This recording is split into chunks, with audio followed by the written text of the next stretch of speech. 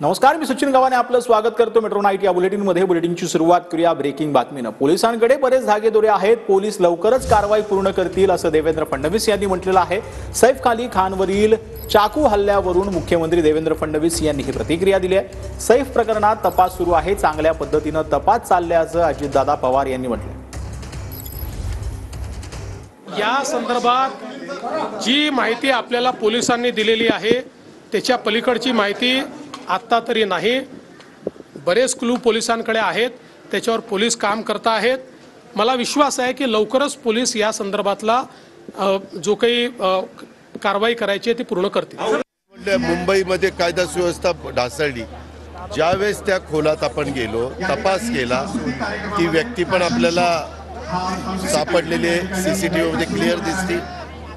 अजूनही चौकशी चाललेली की तो आत कसा गेला, तो चोरीच्या इराद्याने गेला का त्यांच्यातल्या कोणी त्यांना इन्व्हॉल्व होतं, त्या सगळ्या गोष्टी ते तपासून घेतल्या जातात। आणि एकंदरीतच राज्य सरकारमध्ये कोणी काम देवेंद्रजी असतील, आम्ही सगळे असो, काम करताना कुठल्याही भागातली कायदा सुव्यवस्था चांगलीच राहावी याबद्दल